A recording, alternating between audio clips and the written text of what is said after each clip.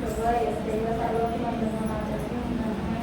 ఈ ఘనమైన నామముకు వేలాది వందనాలు స్తుతులు స్తోత్రాలు తండ్రి. ప్రభువా యేసయ్య నీవే నాకు ఎంతో చదవటానికి ఈ అన్నిటిని ప్రకటించినందుకు వేలాది వందనాలు స్తుతులు స్తోత్రాలు తండ్రి. ప్రభువా యేసయ్య నీవే మాకు తోడు నీడగా ఉంది. ఈ రెండో మాట చదువుతుండగా నీవే నాకు తోడుగా నేను నడిపించిన యేసయ్య పరిస్థితి నామమున ప్రార్థించి అడిగి వేడుకుంటున్నాం తండ్రి. ఆమేన్. దేవుడు సిలువలో పలికిన రెండవ మాట, అందుకు ఆయన వానితో, నీవు నాతో కూడా పరదేశంలో ఉండువని నీతో నిశ్చయముగా చెప్పుచున్నానని. లూకా సువార్త 23వ అధ్యాయం 43వ వచనంలో ఈ మాట చెప్పుచున్నాడు. దేవుడు సిలువ మానుపై వేలాడుచు రక్షకుడైన యేసు పలికిన ఇది రెండవ మాట. ఏ పాపము లేని నిర్దోషి అయి నిష్కళంకుడైన ప్రభువును ఇద్దరు బందిపోటు దొంగలు మధ్యలో నిలువ వేసిరి. యెరూషలేము పట్టణము వెలుపట గొల్గొతా కొండ మీద ఆకాశము అంటున్నట్లు మూడు సిలువలు అగపడుచున్నవి. యేసునకు ఇరువైపులా ఉన్న దొంగలు సిలువ మరణానికి తగిన వారు. అట్టి తీర్పు వారికి సరి అయినది.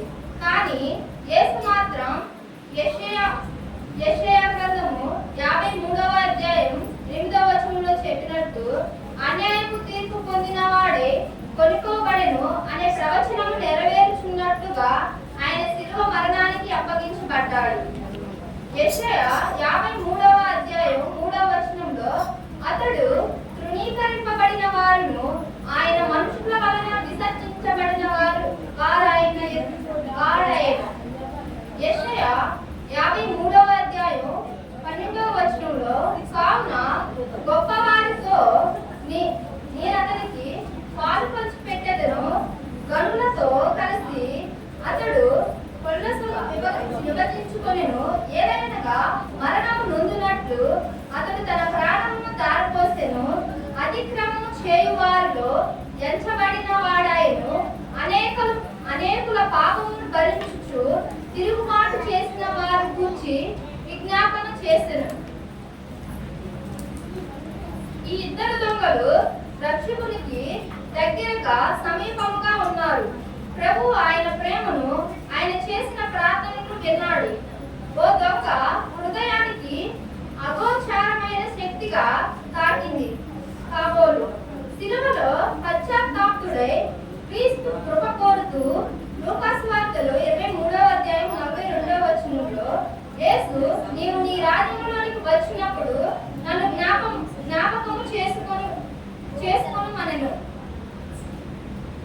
కుడివైపు దొంగ పేరు ఇస్మాసు అని చెప్తాడు. ఇస్మాసు అనగా అస్తమించుచున్న సూర్యుని వైపు లేక ఆయన తేజస్సు వైపు తిరుగువాడు అంటారు. ఎడమ వైపు దొంగ సెస్టాస్ అని చెప్తారు. సెస్టాస్ అనగా శిలాహృదయుడు లేక అణచబడినవాడు అని అర్థము. యేసు చూపిన ప్రేమను చూచినను ఈ కఠిన హృదయం కలుగలేదు, చలించను లేదు. కుడివైపు దొంగ లూకా సువార్త 23వ అధ్యాయం 41వ వచనంలో చెప్పినట్టు, మనకైతే ఇది న్యాయమే, మనము చేసిన వాటికి తగిన ఫలం పొందుచున్నాము గాని ఈయన ఏ తప్పిదమును చేయలేదని చెప్పి యేసు సువార్తలు అన్ని తిరిగేసి చూడుడి, ఎక్కడ ఇలాంటి పిలుపు లేదు, యేసు అని ఎవరు సంబోధించలేదు. ప్రభు అన్నారు, బోధకుడా అని పిలిచారు, దావీదు కుమారుడా అని కేకలు వేశారు. క్రీస్తు అన్ని కూడా అని అన్నాడు. కానీ యేసు రక్షణ అన్నవాడి ఈ దొంగ మాత్రమే. యేసును గూర్చి సాక్ష్యం చెప్తున్నారు. వాళ్ళలో ఒకరు పేతురు సాక్ష్యం చూద్దాం. అందుకు సీమోను పేతురు, నీవు సజీవుడకు దేవుని కుమారుడివై క్రీస్తు అని చెప్పెను. ఈ మాట మత్తయి సువార్త 16వ అధ్యాయం 16వ వచనంలో మనం చూస్తాం. సాక్షి ఇస్కరియోతు యూదా సాక్ష్యం. నేను నిరపరాధ రక్తము అప్పగించి పాపము చేస్తున్నానని చెప్పాను. ఈ మాట మత్తయి సువార్త 27వ అధ్యాయం 4వ వచనంలో మనం చూస్తాం. అదేవిధంగా 3వ మాట పిలాతు భార్య సాక్ష్యం. అతడు న్యాయపీఠము మీద కూర్చున్నప్పుడు పిలాతు భార్య, నీవు ఆ నీతిమంతుని జోలికి పోవద్దని వర్తమానము పంపెను. మత్తయి సువార్త 27వ అధ్యాయం 19వ వచనంలో మనం చూస్తాం. నాలుగవ సాక్షి దయ్యముల సాక్ష్యము. నజరేయుడగు యోనాత మాతో నీకేమి, నీవెవడమో తెలియను, నీవు దేవుని పరిశుద్ధుడవు అనెను. మార్కు సువార్త 1వ అధ్యాయం 24వ వచనంలో ఈ మాట మనం చూసాము.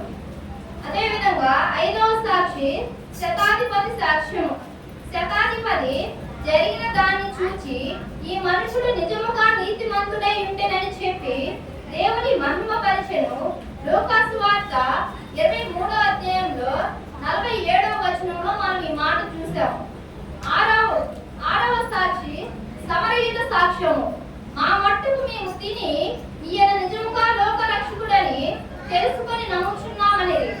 యోహాను సువార్త 4వ అధ్యాయం 42వ వచనంలో ఈ మాట మనం చూస్తాము. అదేవిధంగా 7వ సాక్షి పిలాతు. యేసుని గూర్చి ఆయనతో ఏ పాపము దోషము నాకు కనబడలేదని సాక్ష్యం ఇచ్చాడు. ఈ మాట యోహాను సువార్త 18వ అధ్యాయం 38వ వచనంలో చూస్తాము. ఇక్కడ విచిత్రం ఏంటంటే ప్రజానికంగాను అధికారంగాని ఎవ్వరూ యేసును లెక్క చేయడం లేదు. యేసును పురుగులా పెంచినారు. అయితే ఈ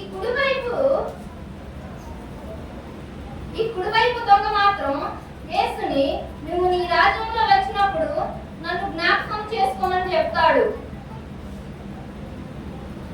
దేవుడు కొందరిని జ్ఞాపకం చేసుకున్నాడు. వాళ్ళు ఎవరంటే లూకా సువార్త 23వ అధ్యాయంలో 43వ వచనంలో ఉంది. అదేవిధంగా ఆదికాండము 8:1వ వచనంలో కూడా మనం చూడవచ్చు. ఇంకా చూడాలంటే సంఖ్యాకాండము 10వ అధ్యాయం 9వ వచనంలో కూడా మనం చూడవచ్చు. కీర్తనలు 98 3వ వచనంలో కూడా మనం వీళ్ళ గురించి చూడొచ్చు. యెషయా 49 అధ్యాయం 14-15 వచనంలో కూడా మనం చూస్తాము. అదే విధంగా యేసు ఏం చెప్తున్నాడంటే, నేను నువ్వు నాతో కూడా పరదేశంలో ఉండువలెను, దొంగ ఒప్పుకోడు.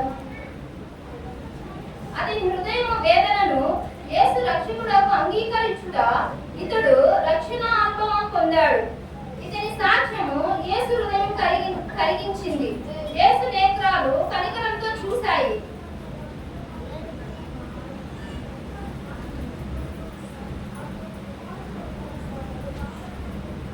అదేవిధంగా 1వ కొరింథీ 1వ వచనం 9వ అధ్యాయం చూద్దాం. మన ప్రభువైన యేసుక్రీస్తు అను తన కుమారుని సహవాసమునకు మిమ్మల్ని పిలిచిన దేవుడు నమ్మదగినవాడు. తండ్రి మాటను ఎప్పుడు మనం నిర్లక్ష్యం చేయకూడదు.